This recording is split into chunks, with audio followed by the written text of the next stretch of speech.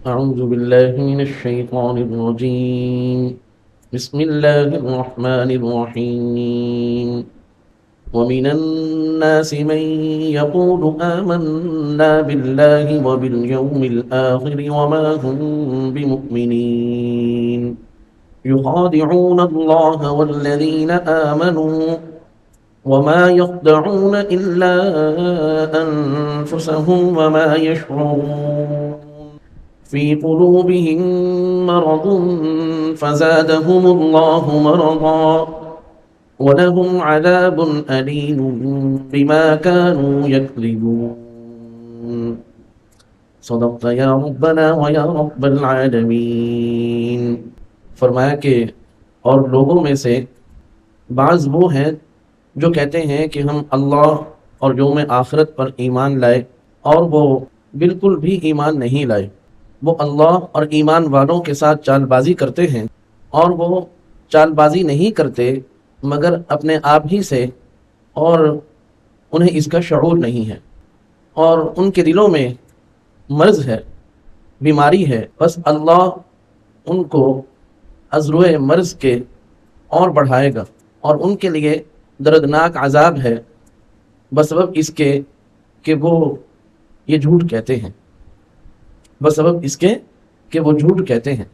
جیسا کہ کل کے سبق میں بھی یہ بات آپ کے سامنے رکھی تھی کہ سورۃ البقرہ کی جو ابتدائی آیات ہیں وہ اہل ایمان سے متعلق ہیں، اور پھر 2 آیات وہ جو اعلانیہ کفار ہیں ان سے متعلق تھی. اور آج جو رکوع شروع ہوا ہے یہ مکمل رکوع 13 آیات پر مشتمل ہے. اس رکوع میں منافقین سے متعلق اللہ تعالیٰ نے بہت سی اہم باتیں ارشاد فرمائی ہیں. اگرچہ اس پورے رکوع میں منافقین یا نفاق کے نام سے باقاعدہ کوئی لفظ بھی نہیں ہے، بلکہ صرف اتنی بات ہے وَمِنَ النَّاسِ کہ لوگوں میں سے، میں یقول بعض لوگ وہ ہیں کہ جو یہ کہتے ہیں کہ ہم اللہ اور یوم آخرت پر ایمان لائے، لیکن وہ ہرگز وہ جو ہے وہ بالکل بھی ایمان نہیں لائے. تو الناس کا لفظ ہے، کوئی باقاعدہ ان منافقین کا جو یہ عنوان ہے نفاق کے حوالے سے، وہ عنوان صراحت کے ساتھ یہاں پر موجود نہیں ہے. لیکن سورۃ المنافقون اس کے اندر جو ہے یہ بات بڑی وضاحت کے ساتھ آ گئی. اذا جاءک المنافقون قالوا نشهد انک لرسول اللہ، کہ وہ یہ کہتے ہیں کہ ہم اللہ اور اس کے رسول پر ایمان کے حوالے سے گواہی دیتے ہیں، لیکن اللہ تعالیٰ نے فرمایا کہ ان کی گواہی معتبر نہیں ہے، یہ جھوٹ بولتے ہیں. تو اس روشنی میں یہ بات واضح ہے کہ یہاں پر الناس سے مراد منافقین ہی ہے، اس لیے کہ جو حالت اس آیت میں بیان کی گئی ہے وہی حالت ان آیات میں بھی بیان کی جائے گی. جو احوال سورۃ المنافقون کے اندر جو ہے وہ آئے ہیں وہی تمام احوال جو ہے وہ ان آیات کے اندر بھی ہیں. تو فرمایا کہ لوگوں میں سے بعض وہ ہیں کہ جو یہ کہتے ہیں کہ ہم ایمان لائے. تو یہاں یہ جو لفظ ہے من، یہ اگرچہ مفرد ہے، اس لیے یقول کے اندر جو ضمیر مفرد ہے وہی اس کی طرف راجع ہے، لیکن یہاں ظاہر ہے کہ کوئی ایک منافق مراد نہیں ہے، بلکہ الناس جمع کا لفظ ہے جو بتا رہا ہے کہ تمام منافقین کے لیے یہ بات ہے. اسی لیے یہ لفظاً تو میں یقول ہے، مفرد ہے، لیکن معنن یہ جمع ہے. یہ معنن جمع ہے کیوں؟ اس لیے کہ اس کے جمع ہونے پر جو اگلا جملہ ہے وہ دال ہے، وما ہم بمؤمنین. اب یہاں دیکھیں جو ضمیر ہے ہم کی وہ بھی جمع ہے، اور جو مؤمنین کا صیغہ ہے وہ بھی جمع ہے. تو یہ الفاظ دال ہیں کہ بھئی یہاں جو ہے وہ مراد تمام منافقین ہیں، کوئی ایک منافق مراد نہیں ہے. تو الناس سے مراد منافقین ہیں، اور تمام کے تمام منافقین اس ضمن میں آتے ہیں. تو فرمایا کہ لوگوں میں سے بعض لوگ وہ ہیں کہ جو یہ کہتے ہیں کہ ہم اللہ اور یوم آخرت پر ایمان لائے، لیکن وہ بالکل بھی ایمان نہیں لائے. یہاں پر آپ نے دیکھا کہ مؤمنین جو کہ ماں کی خبر ہے، ماں کی کیا ہے؟ ماں نافیہ کی خبر ہے. تو جب خبر پر با داخل ہو جائے، جب خبر پر با داخل ہو جائے تو وہ اس خبر اور اس معنی کے اندر تاکید پیدا کرتی. وما ہم بمؤمنین، کہ وہ بالکل بھی ایمان نہیں لائے. اس کے اندر مزید تاکید پیدا ہو گئی کہ ان کا یہ کہنا کہ ہم اللہ اور یوم آخر پر ایمان لائے، نہیں، بالکل بھی ایمان نہیں لائے. تو فرمایا کہ لوگوں میں سے بعض وہ ہیں جو یہ کہتے ہیں کہ ہم اللہ اور یوم آخرت پر ایمان لائے، اور وہ بالکل بھی ایمان نہیں لائے. اللہ تعالیٰ نے ان کے ایمان کی نفی فرما دی. اگرچہ ہم انسان ظاہر کے مکلف ہیں. یہاں اگر کوئی ہمارے سامنے یہ کہے گا لا الہ الا اللہ محمد رسول اللہ، تو ہمیں معلوم نہیں ہے کہ اس کے دل میں کیا ہے. ہم تو اس کے ظاہر پر جائیں گے اور اس کا اعتبار کریں گے اور اس کو ایمان والوں میں سے ہی شمار کریں گے، اس لیے کہ دل کا حال ہمیں معلوم نہیں ہے. دل کا حال تو صرف اللہ تعالیٰ کی ذات جانتی. اسی لیے آپ صلی اللہ علیہ وسلم کے دور کے بعد کسی شخص کو ایسا کافر کہنا کہ جو اپنے کفر میں نفاق کا درجہ رکھتا ہو، یہ ہمارا لیے جائز نہیں ہے. ہم نہیں کہہ سکتے کسی کو کہ بھی آپ منافق ہو، آپ منافق کافر ہو. ہم نہیں کہہ سکتے کسی کو، اس لیے کہ ہمیں معلوم نہیں کہ کسی کے دل میں کیا ہے. ہم صرف ظاہر کے مکلف ہیں. جب کوئی شخص لا الہ الا اللہ محمد رسول اللہ پڑھ لے، یا وہ یہ کہہ دے کہ بھی میں مسلمان ہوں اور میں ایمان لاتا ہوں، اور کوئی ایسا فعل، کوئی ایسی بات اس کی زبان سے سرزد نہ ہو کہ جو یہ ظاہر کرتی ہو، جس سے ہمیں یہ بات معلوم ہو سکے کہ بھئی یہ شخص جو ہے وہ کافر ہے، تو ہم ظاہر کے مکلف ہیں. لیکن جناب رسول کریم صلی اللہ علیہ وسلم کو چونکہ اللہ تعالیٰ نے وحی کے ذریعے سے بتا دیا تھا کہ یہ جو لوگ ہیں یہ زبان سے تو ایمان کی بات کر رہے ہیں، اسلام کی بات کر رہے ہیں، اپنے آپ کو مسلمان کہہ رہے ہیں، اپنے آپ کو ایمان والا کہہ رہے ہیں، لیکن یہ لوگ ایمان والے نہیں ہیں. اللہ تعالیٰ نے ان کا نفاق اور ان کا کفر ظاہر فرمایا، خود کفر اور نفاق ظاہر نہیں ہوا. بات سمجھ میں آ گئی؟ اسی لیے آپ صلی اللہ علیہ وسلم کے دور کے ساتھ منافقین کا معاملہ خاص ہے. آپ علیہ السلام کے بعد ہم کسی کو نہیں کہہ سکتے کہ یہ شخص منافق کافر ہے. تو بہرحال نفاق کی جو تعریف آپ نے پڑھی ہے کہ نفاق کہتے کس کو ہے، نفاق کہتے ہی اس کو کہ اخفاء الکفر و اظہار الایمان، کہ کفر کو چھپانا اور ایمان کو ظاہر کرنا، یہ ہے نفاق کی تعریف. لیکن یاد رکھنا کہ یہ تعریف نفاق حقیقی کی ہے کہ جس کے اوپر کفر کا اطلاق ہو سکتا ہے. یہ نفاق حقیقی ہے، اخفاء الکفر و اظہار الایمان، یہ نفاق حقیقی ہے، اسی کے اوپر کفر کا اطلاق ہو سکتا ہے. اور اسی کے بارے میں نے یہ بات کہی کہ یہ آپ صلی اللہ علیہ وسلم کے زمانے کے ساتھ خاص تھا. اب اگر کوئی شخص ہمارے سامنے کلمہ پڑھے گا، ایمان کا اقرار کرے گا، اظہار کرے گا، تو ہم یہ نہیں کہہ سکتے کہ آپ کے دل کے اندر یہ بات چھپی ہوئی ہے لہٰذا آپ منافق کافر ہو، جب تک کہ اس کے کسی قول سے ہم یہ دلیل نہ پکڑ سکیں، یا جب تک کہ ہم اس کے کسی فعل سے یہ دلیل نہ پکڑ سکیں کہ بھی اس کا یہ قول یا اس کا یہ فعل جو ہے اس کو کافر بنا رہا ہے. جیسے بہت سارے لوگ قرآن کریم کی تحریف کی بات کرتے ہیں، بہت سارے لوگ حضرات صحابہ اکرام کے نعوذ باللہ ارتداد کی بات کرتے ہیں، یا اور بہت ساری چیزیں ہیں جو ضروریات دین میں سے ہیں. بہت سارے لوگ ہیں فرشتوں کا انکار کرتے ہیں. تو یہ سب چیزیں جو ہیں یہ خود بخود دان ہے کہ بھی یہ ایک شخص جو ہے وہ ایمان کی بات تو کر رہا ہے، لا الہ الا اللہ بھی پڑھ رہا ہے، اپنے آپ کو مسلمان بھی کہتا ہے، لیکن یہ مسلمان ہے نہیں. جیسے جو ختم نبوت کے منکر ہیں، وہ کلمہ تو یہی پڑھتے ہیں، لا الہ الا اللہ محمد رسول اللہ، یہی کلمہ پڑھتے ہیں، اس کلمہ کا وہ انکار نہیں کرتے، لیکن وہ ضروریات دین میں سے ایک اہم ضرورت ختم نبوت کا انکار کرتے ہیں. تو ان کا یہ انکار ان کے کفر پر دال ہے.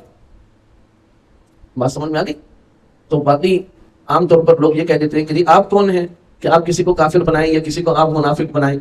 بھائی بات یہ ہے کہ علماء کا کام کسی کو کافر بنانا نہیں ہے، علماء کا کام تو کسی کو بتانا ہے کہ بھئی آپ کے اس قول سے یہ کفر سرزد ہو گیا، لہٰذا آپ دائرہ اسلام سے نکل کر دائرہ کفر میں داخل ہو چکے ہیں، جو آپ کے لیے نقصان دہ ہے، اور تمام وہ احکامات جو اہل ایمان کے لیے ہیں اب وہ آپ کی طرف نہیں متوجہ ہو سکتے.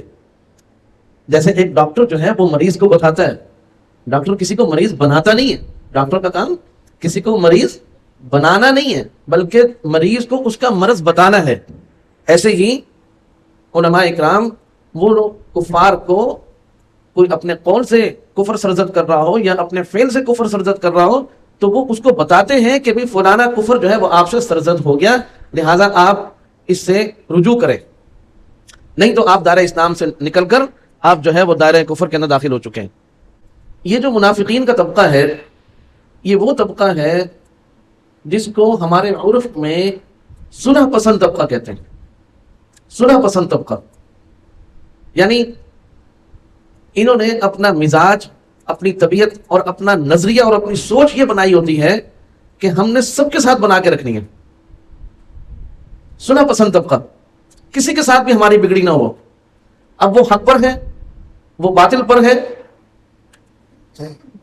وہ اس کو ہم دوستی کا درجہ دیں یا دشمنی کا درجہ دیں، ہم نے اس کے ساتھ جو معاملہ رکھنا ہے وہ یہ رکھنا ہے کہ بھئی ہماری سب کے ساتھ بنی ہوئی، جبکہ اہل حق کے ساتھ کھڑے ہونا اور اہل باطل کا انکار کرنا اور ان کے علن اعلان مخالفت کرنا، اس کے لیے جرأت چاہیے۔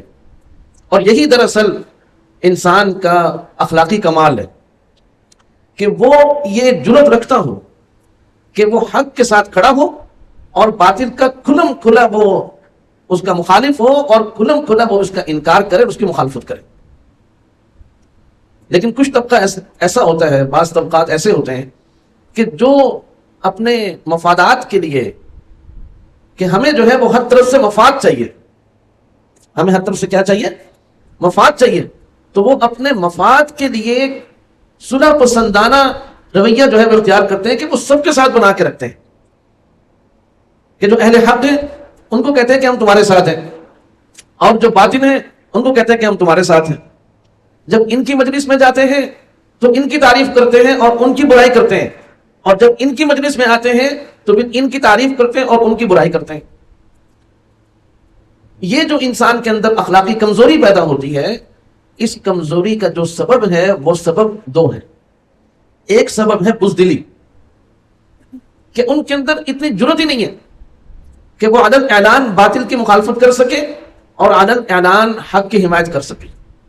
بزدل ہے، ڈرپوک ہے۔ بز کہتے ہیں بکری کو، بزدل یعنی بکری جیسا دل ہے، جیسے بکری جو ہے وہ جلدی سے گھبرا جاتی، ڈر جاتی، تو ایسے ہی فرمایا کہ بھئی یہ کوئی مرد نہیں ہے، یہ تو منافق ہے، صلح پسندانہ مزاج رکھتا ہے۔ جبکہ اخلاقی جرأت کا مظاہرہ یہ ہوتا ہے کہ انسان علن اعلان حق کے ساتھ کھڑا ہو اور جو باطل ہے اس کی مخالفت کرے اور اس کی تردید کرے اور اپنے آپ کو نمایاں کرے۔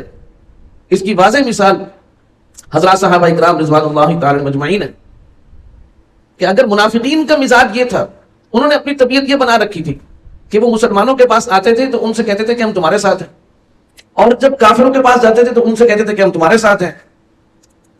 اور ان کے مقابلے میں حضرات صحابہ اکرام، ان کا مزاج یہ تھا کہ انہوں نے کھلم کھلا یہ بات کہی کہ بھئی ہم شرک کے ساتھ نہیں ہیں، ہم مشرکین کے ساتھ نہیں ہیں، ہم اللہ اور اس کے رسول کے مخالفین کے ساتھ نہیں ہیں، ہم دین اسلام کے ساتھ دشمنی کرنے والوں کے ساتھ نہیں ہیں، ہم قرآن کریم کے دشمنوں کے ساتھ نہیں ہیں، بلکہ ہم اللہ اور اس کے رسول کے ساتھ اور اللہ کے دین اور اسلام کے ساتھ ہیں۔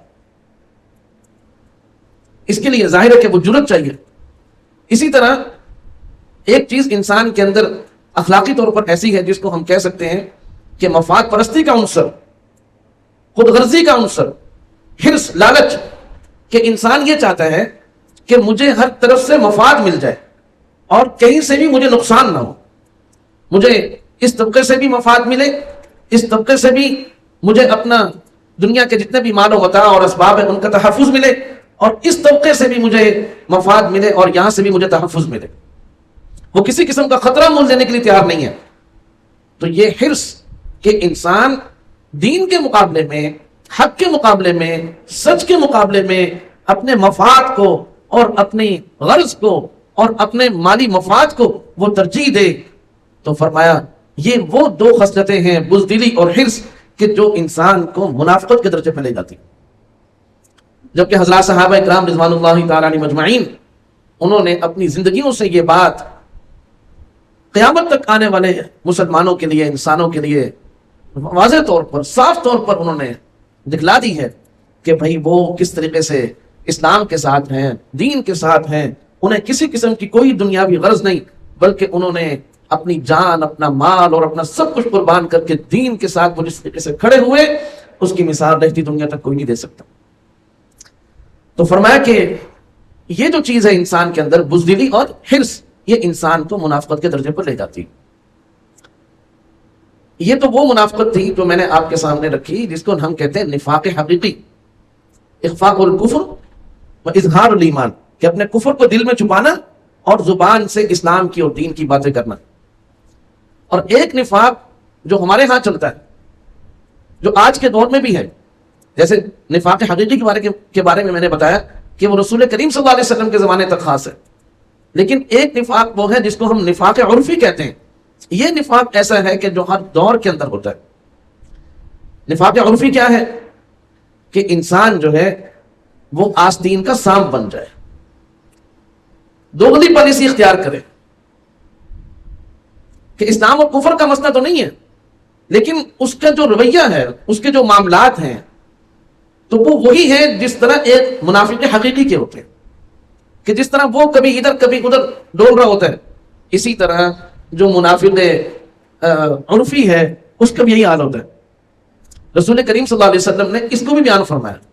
آپ علیہ السلام نے ارشاد فرمایا کہ ایک وقت آئے گا کہ لوگ جو ہیں وہ اخوان العلانیہ و اعداء السریرہ ہوں گے، یعنی وہ اعلانیہ طور پر تو اپنے آپ کو آپ کا دوست اور بھائی بنا کر ظاہر کریں گے کہ جی صاحب میں تو آپ کا بہت گہرا دوست ہوں اور بہت ہی آپ کا خیر خواہ اور آپ کا ہمدرد ہوں، اس طور پر اپنے آپ کو پیش کریں گے، لیکن اندر ان کے دشمنی چھپی بھی ہوگی، وہ اعداء السریرہ، کہ اندرونی طور پر وہ تمہارے دشمن ہوں گے، منہ پر وہ آپ کی ہمدردی اور خیر خواہی کی، دوستی کی، بھائی چارے کی باتیں کر رہے ہوں گے، لیکن اندر ان کے آپ کے ساتھ دشمنی، آپ کے ساتھ بغض و عداوت، حسد اور کینہ، یہ ان کے دل کے اندر چھپا ہوا ہوگا۔ حضرات صحابہ اکرام نے پوچھا کہ یا رسول اللہ صلی اللہ علیہ وسلم، یہ لوگ آخر ایسا کیوں کریں گے؟ اس لیے کہ آپ علیہ السلام کے زمانے میں، صحابہ اکرام کے زمانے میں ایسا نہیں تھا۔ جس طرح حضرات صحابہ اکرام کے اندر نفاق حقیقی نہیں تھا، ایسے ہی ان کے اندر نفاق عرفی بھی نہیں تھا۔ وہ جس معاملے میں جس کے ساتھ کھڑے ہوتے ہیں تو کھلم کھلا جو ان کے دل میں ہوتا ہے وہی ان کے کردار میں بھی ظاہر ہوتا ہے، وہی ان کے قول میں ظاہر ہوتا ہے، وہی ان کے فعل میں ظاہر ہوتا ہے۔ ایسا نہیں ہے کہ ان کے دل میں کچھ ہے اور ان کی زبان پہ کچھ ہے، ان کے دل میں کچھ ہے، ان کے معاملات میں کچھ ہے، ایسا نہیں ہوتا تھا۔ تو حضرات صحابہ اکرام جیسے نفاق حقیقی سے پاک تھے، ایسے ہی نفاق عرفی سے بھی پاک تھے۔ اس لیے انہوں نے بڑی حیرت سے پوچھا کہ یا رسول اللہ، آخر لوگ ایسا کیوں کریں گے کہ وہ ظاہری طور پر دوستی کی باتیں کریں گے، بھائی چارے کی باتیں کریں گے، اور اندرونی طور پر بہت دشمن ہوں گے؟ ایسا کیوں ہوگا؟ تو آپ صلی اللہ علیہ وسلم نے ارشاد فرمایا ذالک برغبۃ بعضهم الی بعض ورغبۃ بعضهم الی بعض، فرمایا یہ اس وجہ سے ہوگا کہ بعض کو بعض کے ساتھ کوئی حرص ہوگی، کوئی لالچ ہوگی یا کوئی خوف ہوگا۔ وہی بات بزدلی، وہی بات حرص اور لالچ، کہ یہ چیز انسان کو منافقت کے درجے پہ لے جاتی ہے، جبکہ اخلاقی کمال یہ ہے کہ انسان جو ہے وہ جیسے دوسرے کے ساتھ اپنے دل کے اندر وہ اس کو چاہیے کہ سب کے ساتھ وہ اپنے دل میں بھائی چارے کا جذبہ رکھے، دوستی کا جذبہ رکھے، خیر خواہی کا جذبہ رکھے، ہمدردی کا جذبہ رکھے، تو اس کو اپنے ظاہر میں بھی ایسا ہی کرنا چاہیے، اور جو اس کے ظاہر میں ہو وہی اس کے دل کے اندر بھی ہونا چاہیے۔ رسول کریم صلی اللہ علیہ وسلم نے منافقوں کی جو مثال دی ہے، وہ مثال جب آپ سنیں گے تو واضح طور پر آپ کو پتہ چلے گا کہ یہ جو منافقت کا درجہ ہے یہ کس قدر برا عنصر ہے، اور کس قدر جو ہے یہ اخلاقی زوال ہے، کس قدر اخلاق سے گری ہوئی حرکت ہے۔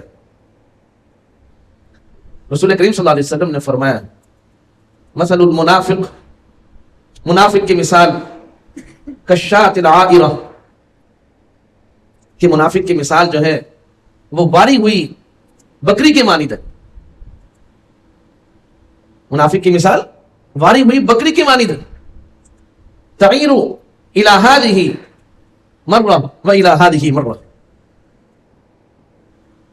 یعنی عائرہ اس بکری کو کہتے ہیں کہ جب بکری اپنی شہوت کی انتہا کو پہنچ جائے، شہوت کے کمال کو پہنچ جائے، تو اب وہ اپنی شہوت کہ ازالے کے لیے، اپنے جسمانی تقاضے کی تکمیل کے لیے وہ یہ نہیں دیکھتی کہ میری یہ شہوت کہاں سے پوری ہوگی، بس اس کو اتنی غرض ہے کہ بھی میرا یہ مزہ پورا ہونا چاہیے اور میرا یہ تقاضا پورا ہونا چاہیے۔ تو فرمایا کہ جب بکری اپنی شہوت کے کمال کو پہنچتی ہے تو پھر وہ یہ نہیں دیکھتی کہ میں نے اپنے ریوڑ میں رہنا ہے یا دوسرے ریوڑ میں جانا ہے، جہاں جس ریوڑ میں اس کو اپنی شہوت پوری ہوتی نظر آئے گی وہ اس ریوڑ میں نظر آئے، اس ریوڑ میں نظر آئے، جہاں اس کا تقاضا پورا ہوگا وہ ادھر ہی چلی جائے گی۔ تو فرمایا منافق کی مثال بھی اسی بکری کی طرح ہے، اسی اونٹنی کی طرح ہے۔ مراد بکری کا نام لیا ہے یا میں نے آپ کے سامنے اونٹنی کا نام لیا ہے، لیکن جو اس سے مقصود ہے وہ یہ ہے کہ جب مادہ، ایک نر اور ایک مادہ جو ہے جب اس کی شہوت بھڑک جائے تو اس کی عقل کام کرنا چھوڑ دیتی، اس کی عقل پھر کام نہیں کرتی، اس کی شہوت اس کی عقل پر غالب آ جاتی، اور جب مادہ کے عقل پر شہوت غالب آ جائے تو اب اس کا ایک ہی تقاضا ہوتا ہے کہ بس میرا یہ جسمانی تقاضا اور میری شہوت کی تکمیل ہونی چاہیے، وہ جہاں سے بھی ہو، جیسے بھی ہو۔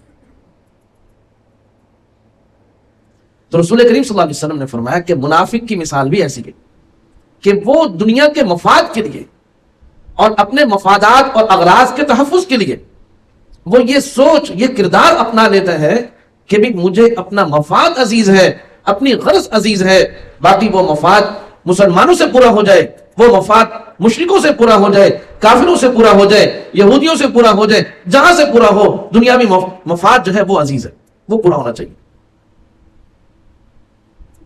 جبکہ مردوں کا یہ کام نہیں ہوتا، یہ نفاق جو ہے یہ زنانہ مرض ہے، مردوں کا یہ کام نہیں ہوتا، مردوں کی یہ خصوصیت ہوتی ہے، سمجھ آ گئی، جو فکری اعتبار سے مرد ہوتے ہیں، جو سوچ کے لحاظ سے، عمل کے لحاظ سے، کردار کے لحاظ سے مرد ہوتے ہیں، ان کا جو کردار ہوتا ہے وہ یہ ہوتا ہے کہ وہ عدل اعلان سچی بات کے ساتھ، حق بات کے ساتھ، اہل حق کے ساتھ وہ کھڑے ہو جاتے ہیں، پھر وہ اس بات کی پرواہ نہیں کرتے ہیں کہ انہیں فائدہ پہنچتا ہے یا نقصان پہنچتا ہے، وہ تو یہ دیکھنا چاہتے ہیں کہ سچ کیا ہے اور حق کیا ہے، وہ بس اسی پلڑے میں ہم نے اپنا وزن ڈالنا ہے، اپنا جھکاؤ کرنا ہے جہاں سے ہمیں حق اور سچ کی بات معلوم ہوگی۔ سمجھ آ گئی بھائی بات؟ تو یہ مردانہ خصوصیت ہے کہ وہ علل اعلان جو ہے وہ اپنا جھکاؤ اور اپنا رخ اور اپنا وزن اہل حق کے پلڑے میں ڈالتا ہے اور سچے لوگوں کے ساتھ کھڑے ہو جاتے ہیں۔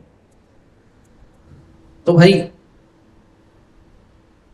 یہ بات سمجھیں کہ ان منافقین کی یہ ساری مثالیں، یہ سب باتیں سمجھنے کے بعد بعض اوقات ہمارے ذہن میں یہ بات آ جاتی ہے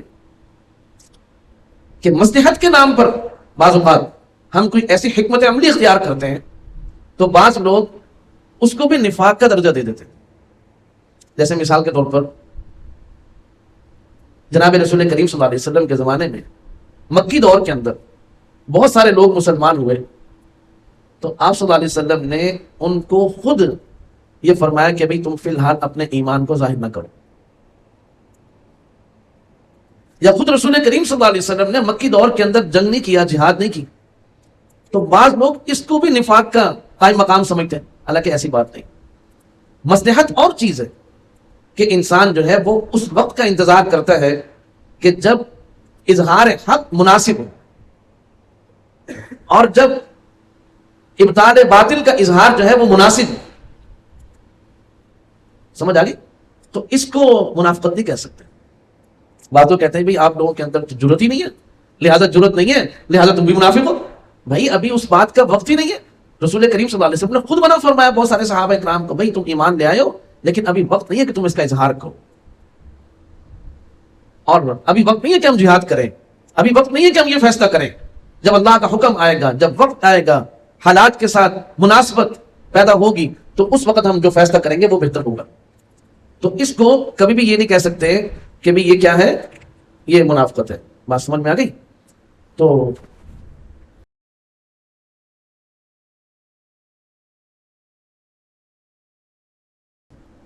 اللہ تعالیٰ نے اس آیت کے اندر انہی منافقین کے تمام احوال کو کھولا.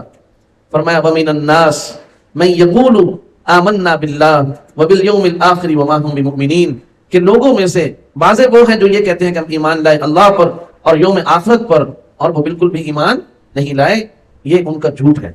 یخادعون اللہ والذین آمنوا، فرمایا کہ وہ چال بازی کرتے ہیں اللہ کے ساتھ اور ایمان والوں کے ساتھ. خادع مخادعہ سے باب مفاعلہ، جیسے قاتلہ مقاتلہ، کالمہ مکالمہ، جادلہ مجادلہ. اور آپ نے اس کے باب مفاعلہ کی خصوصیات میں سے یہ پڑھا ہے کہ یہ جانبین سے مشارکت چاہتا ہے، دونوں طرف سے مشارکت ہوتی ہے اس کے اندر، لیکن بعض اوقات اس کو مشارکت سے خالی کر دیا جاتا ہے. تو یہاں بھی ایسے ہی ہے، یخادعون اللہ والذین آمنوا کہ یہ جو منافقین ہیں یہ اللہ اور ایمان والوں کے ساتھ کیا کرتے ہیں؟ چال بازی کرتے ہیں، دھوکہ دیتے ہیں. اب اگر اس کو مشارکت سے خالی نہ سمجھیں تو پھر تو یہ مطلب ہوگا کہ اللہ تعالیٰ بھی نعوذ باللہ اور ایمان والے بھی ان کے ساتھ چال بازی کرتے ہیں اور ان کو دھوکہ دیتے ہیں. حالانکہ ایسا نہیں ہے. سمجھ آگے؟ یہ مشارکت سے یہاں پر خالی ہے. تو یخادعون اللہ والذین آمنوا کہ یہ اللہ اور ایمان والوں کو دھوکہ دیتے ہیں. اب بات یہ ہے کہ کیا اللہ تعالیٰ کے ساتھ کوئی دھوکہ دہی والا معاملہ کر سکتا ہے؟ اللہ تعالیٰ تو ہر شے کا علم رکھتے ہیں. اللہ تعالیٰ کے ساتھ کون دھوکہ دہی کا معاملہ کر سکتا ہے؟ بھائی کوئی بھی نہیں کر سکتا. سمجھ آگئی بھائی؟ تو یخادعون اللہ والذین آمنوا کہ یہ اللہ اور ایمان والوں کے ساتھ کیا کرتے ہیں؟ چال بازی کرتے ہیں، دھوکہ دہی والا معاملہ کرتے ہیں. تو اللہ تعالیٰ نے یہاں پر جو اپنا نام لیا، خود اللہ تعالیٰ کی آیت ہے نا، یہ اللہ تعالیٰ کا کلام ہے نا. اللہ تعالیٰ نے یہاں پر اپنا نام لے کر بیان فرمایا کہ یہ اللہ کو دھوکہ دیتے ہیں، حالانکہ اللہ تعالیٰ کو کوئی دھوکہ نہیں دے سکتا. تو بات یہ ہے کہ اللہ تعالیٰ کے نزدیک دو جماعتیں، حزب اللہ اور حزب الشیطان. حزب اللہ اور حزب الشیطان. تو اب جو حزب اللہ ہیں ان کی قیادت جناب رسول کریم صلی اللہ علیہ وسلم فرما رہے تھے، اور حضرات صحابہ اکرام کی پوری جماعت آپ صلی اللہ علیہ وسلم کی قیادت میں وہ حزب اللہ کا حصہ ہے، حزب اللہ ہے وہ. تو فرمایا کہ بھائی اب یہ جو اللہ کی جماعت ہے، ایمان والے ہیں، اگر کوئی ان کے ساتھ چال بازی کرتا ہے، کوئی ان کو دھوکہ دیتا ہے، تو وہ دراصل اللہ کو دھوکہ دے رہا ہے. اس لیے فرمایا یخادعون اللہ والذین آمنوا کہ اللہ کو اور ایمان والوں کو دھوکہ دیتے ہیں. حالانکہ اللہ تعالیٰ کو کوئی دھوکہ نہیں دے سکتا، لیکن چونکہ وہ اللہ کے رسول صلی اللہ علیہ وسلم اور اہل ایمان کو دھوکہ دے رہے ہیں، تو اللہ تعالیٰ نے اس کی تعبیر یوں فرمائی کہ گویا کہ وہ اللہ کو دھوکہ دے رہے ہیں. اللہ تعالیٰ اس کی نسبت اپنی طرف کر رہے ہیں کہ یہ مجھے دھوکہ دے رہے ہیں. اور فرمایا وما یخدعون الا انفسهم، حالانکہ حقیقت یہ ہے کہ وہ اپنے آپ کو دھوکہ دے رہے ہیں. کس کو دھوکہ دے رہے ہیں؟ اللہ تعالیٰ کو اور ایمان والوں کو. کیسے دھوکہ دے سکتے ہیں؟ اپنے آپ کو دھوکہ دے رہے ہیں، اپنے ساتھ برا کر رہے ہیں. وہ اللہ کے ساتھ برا نہیں کر سکتے، وہ اللہ کے رسول کے ساتھ نہیں کر سکتے، ایمان والوں کے ساتھ نہیں کر سکتے، وہ اپنے ساتھ کر رہے ہیں. تو یخادعون اللہ کہ وہ چال بازی کرتے ہیں کن سے؟ اللہ سے اور ایمان والوں سے. اللہ والوں سے حضرات صحابہ اکرام یہ اللہ والے ہیں، ایمان والے ہیں، حزب اللہ ہیں. تو اہل اللہ، علماء اور صحابہ اکرام یہ جتنے بھی طبقات ہیں، ان کے ساتھ جو دھوکہ کرتا ہے، ان کے ساتھ جو چال بازی کرتا ہے، ان کے ساتھ جو دشمنی رکھتا ہے، تو دراصل وہ اللہ کے ساتھ دشمنی رکھتا ہے. جیسا کہ حدیث پاک میں جناب رسول کریم صلی اللہ علیہ وسلم نے ارشاد فرمایا، آپ نے فرمایا من عادى لي وليا فقد آذنته بالحرب، کہ جو من عادى لي وليا کہ جو میرے دوست کے ساتھ دشمنی رکھے، فقد آذنته بالحرب تو پھر میں اس کے خلاف اعلان جنگ کرتا ہوں. اب جو قرآن کریم کے حفاظ ہیں، قرآن کریم پر عمل کرنے والے ہیں، قرآن کریم پڑھانے والے ہیں، علماء ہیں، مفتیان ہیں، مشائخ ہیں، اللہ والے ہیں، یہ سب اللہ کے دوست ہیں. اب جو ان کے ساتھ دشمنی کرے گا تو فرمایا کہ اللہ تعالیٰ کا ان کے خلاف اعلان جنگ ہے. تو یہاں اس لیے اللہ پاک نے اپنا نام لیا کہ وہ ایمان والوں کو کیا دھوکہ دے رہے ہیں؟ وہ دراصل مجھے دھوکہ دینا چاہتے ہیں. وہ میرے ساتھ چال بازی کر رہے ہیں، اس لیے اپنا نام لیا، وگرنہ اللہ کو کوئی دھوکہ نہیں دے سکتا۔ گویا اللہ تعالیٰ نے یہاں پر اپنی حمایت کا اعلان کیا ہے کہ میں ایمان والوں کے ساتھ ہوں، میں ان منافقین کے ساتھ نہیں ہوں۔ یخادعون اللہ والذین آمنوا، اور فرمایا وما یخدعون الا انفسہم، کہ دراصل یہ اپنے آپ کو دھوکہ دے رہے ہیں۔ اپنے آپ کو دھوکہ کیسے دے رہے ہیں؟ منافق، جو منافق حقیقی ہے، جن کے بارے میں نے بتایا کہ وہ رسول کریم صلی اللہ علیہ وسلم کے زمانے کے ساتھ خاص تھے، انہوں نے اپنے آپ کو دھوکہ کیسے دیا؟ توجہ سے سننا بات، کہ انہوں نے تو نفاق اختیار کیا تھا، لیکن اللہ تعالیٰ نے رسول کریم صلی اللہ علیہ وسلم پر ان کے نفاق کو ظاہر کر دیا۔ اب وہ دھوکہ دے رہے تھے ایمان والوں کو، لیکن دراصل وہ دھوکہ دے رہے تھے اپنے آپ کو، کہ اللہ نے ان کے نفاق کو ظاہر فرما کر ان کا معاملہ سارا کا سارا کھول کر رکھ دیا۔ اسی طرح آپ نے دیکھا کہ جو دوغلا شخص ہوتا ہے، منافقت اختیار کرتا ہے دو لوگوں کے درمیان، دو طبقات کے درمیان، دو جماعتوں کے درمیان، عام طور پر آپ نے دیکھا کہ ذلیل و رسوا بھی وہی ہوتا ہے کہ جب اختلافات ختم ہو جائیں، آخر کار انسان مل بیٹھتے ہیں، جتنی بھی بڑی دشمنی ہو، جتنے بھی گمبھیر معاملات ہو، بالآخر لوگ مل بیٹھتے ہیں۔ تو سب سے زیادہ گندا وہی ہوتا ہے، سب سے زیادہ رسوا وہی شخص ہوتا ہے کہ جو منافقت اختیار کرتا ہے۔ اس نے ان کے بارے میں جو جھوٹ بولا وہ بھی پکڑا جائے گا، جو ان کے بارے میں بولا وہ بھی پکڑا جائے گا، اور سب سے زیادہ خراب یہی ہوگا۔ تو اللہ تعالیٰ یہی فرما رہے ہیں کہ وَمَا يَخْدَعُونَ إِلَّا أَنفُسَهُمْ وَمَا يَشْعُرُونَ، کہ یہ اپنے آپ کو دھوکہ دے رہے ہیں، لیکن انہیں اس بات کا احساس اور شعور نہیں ہے کہ ہم کیا کر رہے ہیں۔ بات سمجھ میں آ گئی بھائی؟ اور یہ جو منافق ہوتا ہے، یہ ظاہری علی الاعلان جو آپ کا دشمن ہے اس سے زیادہ خطرناک ہوتا ہے، اس لیے کہ جو کھلم کھلا دشمن ہے، اعلانیہ دشمن ہے، اس کا تو انسان مقابلہ کر لیتا ہے، اس کی جاسوسی سے بچتا ہے، اس کے وار سے بچتا ہے، اور اس سے دور رہتا ہے، اپنے راز اس سے چھپا کے رکھتا ہے، اپنی توانائی تو اس کے سامنے ظاہر کرتا ہے، اپنی قوت تو ظاہر کرتا ہے، لیکن اپنی کمزوریاں چھپا کے رکھتا ہے۔ لیکن جو منافق، جس کو کہتے ہیں آستین کا سانپ، یہ آستین کا سانپ ہے، یعنی آستین کے اندر رہنے والا، کہ وہ رہتا آپ کی صفوں میں ہے، وہ رہتا آپ کی دوستوں کی لسٹ میں ہے، وہ رہتا آپ کا دوست اور بھائی بن کر، آپ کا ہمدرد اور خیرخواہ بن کر، اس لیے آپ اپنی ساری کمزوریاں اس کے سامنے ظاہر کر دیتے ہیں، اپنے سارے احوال اس کے سامنے ظاہر کر دیتے ہیں۔ جبکہ صورتحال یہ ہے کہ جب موقع ملتا ہے سب سے زیادہ نقصان بھی یہی پہنچاتا ہے، اس لیے کہ اس کے سامنے آپ کے راز ہوتے ہیں، اس کے سامنے آپ کی کمزوریاں ہوتی ہیں، آپ کی طبیعت ہوتی ہے، وہ آپ کو نقصان پہنچاتا ہے۔ اس لیے اللہ رب العزت نے اعلانیہ کفار کے بارے میں جو آیات نازل فرمائی وہ صرف 2 یہاں پر، اور جو ہے منافقین کے احوال کو بیان کرنے کے لیے 13 آیات یہاں پر بیان فرمائی کہ ان کی حالت کو جانو۔ تو فرمایا کہ یخادعون اللہ والذین آمنوا وما یخدعون الا انفسهم وما یشعرون فی قلوبہم مرض، فرمایا کہ ان منافقین کے دلوں میں مرض ہے۔ ان کے دلوں میں کیا ہے؟ مرض، بیماری ہے۔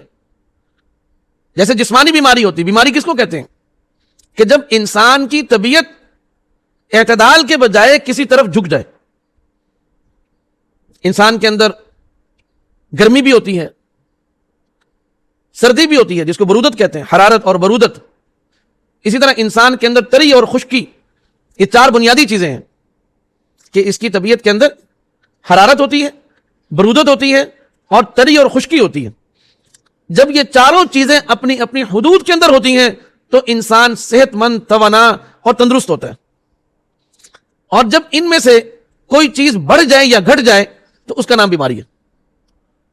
جب حرارت بڑھتی ہے تو ہم کہتے ہیں بخار ہو گیا، ٹھنڈ لگتی ہے اس کو، سمجھ آ گئی؟ تو دراصل حرارت بڑھ گئی۔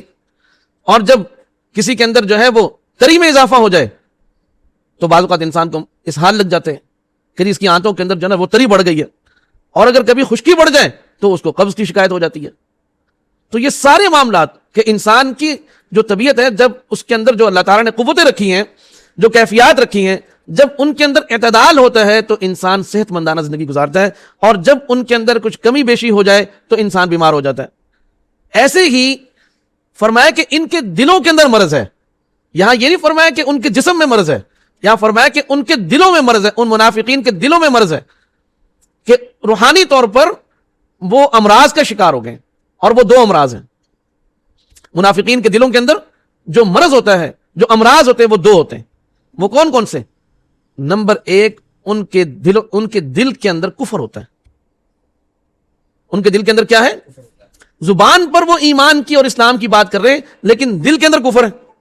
دراصل وہ ایمان والوں کے دشمن ہیں اور کفار کے ساتھ ہیں، صرف مفاد کے لیے کہ مسلمانوں سے ہمیں کوئی نقصان نہ پہنچے، مسلمان ہمارے خلاف کبھی اعلان جنگ نہ کریں، اور جب مال غنیمت تقسیم ہو یا جب جو ہے وہ مسلمانوں میں کوئی دنیاوی تقسیم ہو، کوئی دنیاوی مفاد مسلمانوں کو پہنچ رہا ہو، تو اس لسٹ میں ہمارا نام بھی آنا چاہیے، ایسا نہ ہو کہ ہم محروم کر دیے جائیں۔ تو یہ جو ہے وہ اس غرض کے لیے اصل ان کے اندر کفر چھپا ہوا ہوتا ہے۔ تو فی قلوبہم مرض، ان کے دلوں میں کیا ہے؟ مرض ہے، اور وہ مرض کون سا ہے؟ کفر، کہ ان کے دلوں کے اندر کفر چھپا ہوا ہے۔ یہ کافروں کے اصل میں دوست ہیں اور یہ ایمان والوں کے دشمن ہیں۔ اور دوسرا مرض ان کے دلوں میں کیا ہے؟ ان کے دلوں میں دوسرا مرض ہے ایمان والوں سے حسد۔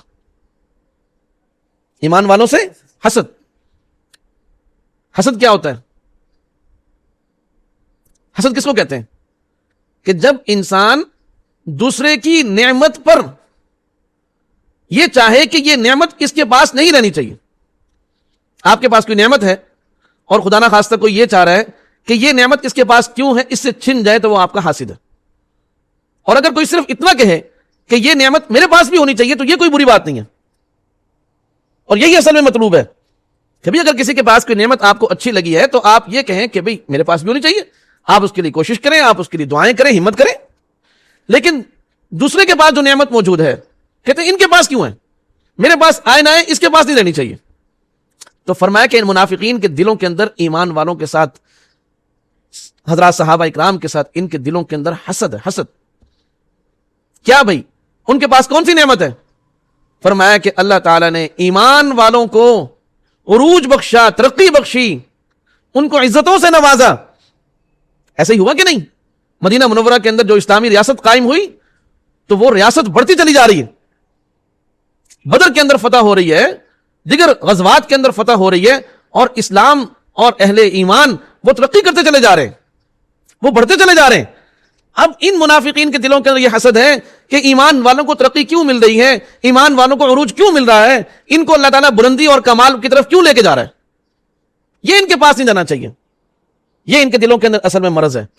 تو اللہ تعالیٰ نے بڑی خوبصورت بات ارشاد فرمائی، فی قلوبہم مرض، کہ ان منافقین کے دلوں میں کیا ہے؟ مرض ہے۔ فرمایا فزادہم اللہ مرضا، کہ اللہ تعالیٰ ان کے مرض کے اندر اضافہ فرمائے گا۔ کیا مطلب؟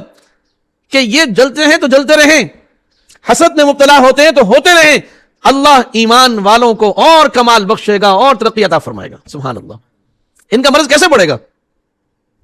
بات سنو نا، کہ جب صحابہ اکرام کی ترقی ہوگی، جب ایمان کی ترقی ہوگی، اعلاء کلمت اللہ کی ترقی ہوگی، اسلام کی سربلندی کے اندر ترقی ہوگی، تو ان منافقین کا مرض جو ان کے دلوں کے اندر ہے وہ اور بڑھتا چلا جائے گا۔ اللہ فرما رہے ہیں ان کے حسد سے میں اہل ایمان کی ترقی کو روکنے کے بجائے، اسلام کے کمال اور عروج کو روکنے کے بجائے، فرمایا میں اور عروج اور کمال بخشوں گا، ان کا مرض بڑھاؤں گا۔ فزادہم اللہ مرضا، سبحان اللہ۔ تو فی قلوبہم مرض فزادہم اللہ مرضا ولہم عذاب علیم، فرمایا کہ ان کے لیے دردناک عذاب ہے، اور یہ عذاب علیم جو ہے یہ عذاب اخروی ہے۔ دنیا کے اندر تو عذاب اللہ نے بتا دیا، یہ دنیا کا عذاب ہے نا، کہ اللہ کافروں کو پستی اور ذلت کی طرف لے کے جا رہا ہے اور ایمان والوں کو عزت اور عروج کی طرف لے کے جا رہا ہے۔ دنیا کا عذاب تو بتا دیا، تو وَلَهُمْ عَذَابٌ عَلِيمٌ۔ اب یہ اخروی عذاب بتایا ان کے لیے، کہ ان منافقین کے لیے اخروی عذاب یہ ہے کہ ان کو اللہ پاک دردناک عذاب سے دوچار فرمائیں گے۔ اور اس کی وجہ کیا؟ اس کی وجہ ہے، فرمایا ایسے ہی نہیں کہ ان کے لیے صرف عذاب ہے اور اس عذاب کا کوئی سبب نہیں، فرمایا نہیں، سبب انہوں نے خود پیدا کیا، اور وہ سبب کیا ہے؟ بما کانوا یکذبون، بس سبب اس کے کہ وہ جھوٹ کہتے ہیں۔ کیا جھوٹ کہتے ہیں؟ یہی جھوٹ، آمنا باللہ وبالیوم الآخر، کہ ہم اللہ اور یوم آخرت پر ایمان لائے۔ فرمایا ان کی یہ بات جھوٹ ہے، ایمان کے بارے میں یہ جو بات کر رہے ہیں کہ آمنا باللہ وبالیوم الآخر، یہ انہوں نے جھوٹ بولا ہے، اس جھوٹ کے سبب ہم ان کو اخروی عذاب سے دوچار کریں گے۔ یاد رکھیں، محض جھوٹے کے لیے یہ عذاب نہیں ہے، اس لیے کہ بہت سے اہل ایمان بھی بعض اوقات یہ غلطی کرتے ہیں کہ وہ جھوٹ بولتے رہتے ہیں. تو ہر جھوٹے کو یہ کہنا کہ وَلَهُمْ عَذَابٌ عَلِيمٌ بِمَا كَانُوا يَكْذِبُونَ کہ تمہارے لیے دردناک عذاب ہے اس لیے کہ تم جھوٹ بولتے ہو، نہیں. یاد رکھنا کہ یہ جو عذاب علیم ہے یہ اس جھوٹ کے بارے میں ہے جو جھوٹ کفر پر مبنی ہو. کافر کا ایک عام جھوٹ ہے، اس کافر کے اس عام جھوٹ پر اس سزا کی بات نہیں ہے، بلکہ اس کا وہ جھوٹ جو کفر پر مبنی ہے اس کے لیے یہ سزا ہے وَلَهُمْ عَذَابٌ عَلِيمٌ. سمجھ آئی بات؟ تو عام جو کفر ہے جو کفر پر مبنی ہو، وہ جھوٹ جو کفر پر مبنی ہو اس پر ہے عذاب علیم. تو عام جو جھوٹ ہے جو کفر پر مبنی نہیں ہے، معاملات کے اندر بولا جاتا ہے، اس کے لیے یہ والا عذاب نہیں ہے. اور یاد رکھ لیں کہ ہر جھوٹ پر بھی سزا نہیں ہے. توجہ ہے بھائی، ہر جھوٹ پر بھی عذاب نہیں ہے، ہر جھوٹ پر بھی سزا نہیں ہے، اور نہ ہر سچ بولنا جائز ہے. آپ کہنا جی انسان کو ہمیشہ سچ بولنا چاہیے، بعض مواقع ایسے ہیں جہاں سچ بولنا جائز ہی نہیں ہے بلکہ وہاں پر جھوٹ بولنا چاہیے. تو ہر جھوٹ پر سزا نہیں، بہت ساری جگہ ایسی ہیں کہ جہاں پر جھوٹ بولنا بالکل جائز ہے. اسی یہ ایک پورا سبق ہے، یہاں تو میں اختصار کے ساتھ عرض کر رہا ہوں کہ دیکھو وہ جھوٹ کے جو کفر پر مبنی ہو اس پر تو میں نے بتا دیا کہ کیا ہے، عذاب علیم ہے. اور وہ جھوٹ جو معاملات کے اندر ہو، اب وہاں پر دیکھا جائے گا کہ وہ جھوٹ کس موقع پر بولا گیا اور کس مصلحت سے بولا گیا، کس بنیاد پر بولا گیا، اس کی بنا کیا ہے. تو اسی پر اس کے مطابق جو ہے وہ فیصلہ کیا جائے گا کہ آیا یہ جھوٹ جائز تھا یا جائز نہیں تھا، یہ کون سا جھوٹ ہے. جیسا کہ خود رسول کریم صلی اللہ علیہ وسلم نے بعض مواقع پر یعنی جھوٹ بولنا اس کے بارے میں کہا کہ یہ جو جھوٹ ہے اس پر سزا نہیں ہوگی. جیسے مثال کے طور پر اگر دو مسلمانوں کے درمیان یا دو مسلمان جماعتوں کے درمیان کوئی شخص صلح کرانے کے لیے جھوٹ بولتا ہے، وہ یہ کہتا ہے کہ بھی دیکھو وہ تو آپ کی بہت تعریف کر رہے تھے، حالانکہ وہ برائی کر رہے تھے، لیکن وہ آ کر کہتا ہے وہ آپ کی بہت زیادہ تعریف کر رہے تھے. تو فرمایا کہ اب یہ بظاہر تو جھوٹ بول رہا ہے، لیکن اس کی نیت اور مقصود یہ ہے کہ دو جھگڑنے والوں کے درمیان صلح ہو جائے، مسلمانوں کی دو جماعتوں کے درمیان صلح ہو جائے. تو فرمایا کہ اس جھوٹ پر بھی اللہ تعالیٰ اجر عطا فرمائیں گے، حالانکہ وہ جھوٹ بول رہا ہے. اسی طرح فرمایا کہ اگر میاں بیوی کے درمیان کوئی بات ہے، اب اس بات میں اگر سچ بولا جائے تو اس میں مزید جو ہے وہ حالات کے خراب ہونے کا اندیشہ ہے، جھگڑے کا اندیشہ ہے. تو اب وہاں پر گول مول بات سے، جھوٹ بات سے کام لینے میں کوئی حرج نہیں. مثال کے طور پر عام طور پر بیویوں کی جو ہے وہ شوہر کی جو بہنیں ہوتی ہیں، نندیں، ان سے نہیں بنتی. عورتوں کا معاملہ ہے، ان کی نہیں بنتی. اب شوہر صاحب اپنی ہمشیرہ کے گھر گئے اور جب واپس گھر آئے تو اس نے پوچھا کہ کہاں سے آئے ہو. اب اس کو پتا ہے کہ اگر میں نے سچ سچ بات کر دی کہ میں ہمشیرہ کے گھر گیا تھا تو لڑائی ہو جائے گی، تو لہٰذا وہ یہ کہتا ہے جی میں تو مسجد میں نفل پڑھ رہا تھا. حالانکہ وہ کہاں سے آیا؟ ادھر سے آیا، ہمشیرہ کے گھر سے آیا. اب اس نے بات ویسی گول مول کر دی تھی، میں تو ادھر گیا ہوا تھا، ادھر گیا ہوا تھا، کہیں بھی اس نے کوئی بات کر دی. تو فرمایا کہ اب اگر یہاں پر سچ بولتا تو مزید جھگڑا پیدا ہوتا اور فتنہ فساد پھیلتا. تو ایسی بات کر دی کہ جس سے جھگڑا ختم ہو جائے اور حالات درست رہیں. تو یہ جھوٹ نہیں ہے. بات سمجھ میں آ گئی بھائی؟ تو بعض جگہیں ایسی ہوتی ہیں کہ جہاں پر، اور بعض جگہ تو ایسی ہیں کہ جہاں پر سچ بولنا شرعاً جائز ہی نہیں ہے. سچ بولنا جائز ہی نہیں ہے. مثال کے طور پر اگر آپ کو یہ بات معلوم ہو کہ زید جو ہے وہ عمر کو قتل کرنا چاہتا ہے اور عمر اس وقت جو ہے وہ فلاں کوٹھی میں یا فلاں کھیت میں یا فلاں جگہ پر چھپا ہوا ہے، اور وہ آ کر آپ سے زید پوچھتا ہے کہ عمر کہاں ہے. اب آپ کو معلوم ہے کہ وہ فلاں جگہ پر ہے، لیکن آپ کہتے ہیں مجھے نہیں پتا کہاں ہے. اب آپ نے ایک شخص کی جان بچانے کے لیے سچ کے بجائے آپ جھوٹ کا سہارا لیتے ہیں. تو شرعاً یہاں پر اگر آپ سچ بولتے تو آپ بھی مجرم تھے کہ آپ نے کیوں نشاندہی کی، حالانکہ بات آپ کی سچ ہے. اب وہاں آپ کہیں جی حضرت میں نے تو سچ بولا تھا، میرا کیا قصور ہے؟ اور بھائی یہی تو بات سیکھنے کی ہے کہ کہاں پر سچ کو بولنا ہے اور کہاں پر سچ کو نہیں بولنا. اسی طریقے سے آپ دیکھیں کہ غیبت کیا ہے، بہت بڑا گناہ ہے کہ نہیں؟ اچھا اب آپ یہ بتائیں کہ غیبت سچ ہوتی ہے یا جھوٹ ہوتی ہے؟ جناب رسول کریم صلی اللہ علیہ وسلم نے کیا فرمایا کہ اپنے بھائی کا اس طرح تذکرہ کرنا کہ جب اس کے سامنے وہ بات آئے تو اس کو برا لگے. غیبت کی تعریف کیا ہے؟ کہ اپنے بھائی کا کسی مجلس میں اس طرح تذکرہ کرنا کہ جب وہ تذکرہ اس کے سامنے آئے، اس بھائی کے سامنے آئے، تو اس کو برا لگے کہ میرے بارے میں آپ لوگوں نے یہ بات کہی ہے، یہ بات کی ہے. تو فرمایا کہ یہ بہت بڑا گناہ ہے. تو حضرات صحابہ کرام نے پوچھا کہ یا رسول اللہ، اگرچہ وہ بات اس کے اندر پائی جاتی ہو، یعنی وہ بات جو ہم نے کی ہے وہ سچی ہے، وہ بات جھوٹی نہیں ہے، تو کیا پھر بھی یہ گناہ ہے؟ آپ صلی اللہ علیہ وسلم نے فرمایا کہ اسی کا نام تو غیبت ہے. اور اگر وہ بات اس کے اندر نہیں پائی جاتی تو یہ بہتان ہے، اور بہتان غیبت سے بھی بڑا گناہ ہے. کہ اگر وہ بات اس کے اندر پائی نہیں جاتی اور پھر بھی آپ اس کی طرف منسوب کر کے آپ اس کو متہم کر رہے ہیں کہ بھئی فلاں جو ہے اس کے اندر یہ برائی ہے، وہ ایسا ہے اور وہ ویسا ہے، تو فرمایا کہ بھئی یہ تو اس سے بھی بڑا گناہ ہے. اور اگر اس کے اندر وہ برائی واقعتاً پائی جاتی ہے اور پھر آپ اس کا ذکر کر رہے ہیں تو یہ بھی گناہ ہے. اس لیے کہ اسلام کا جو اصل مزاج ہے وہ یہ ہے کہ آپ دوسرے کے عیب کو چھپائیں، آپ دوسرے کے عیب کو چھپائیں، آپ اس کی غیبوبت میں، اس کی عدم موجودگی میں آپ اس کی برائیوں کو بیان کریں اور اس کی عزت کو گرائیں. ایک مسلمان کی عزت کو گرائیں. فلاں جو ہے جی وہ تو نماز نہیں پڑھتا، فلاں جو ہے وہ یوں ہے، آپ مجلس کے اندر اس کی برائیاں کر رہے ہیں، تو فرمایا کہ اس کی اسلام میں اجازت نہیں ہے.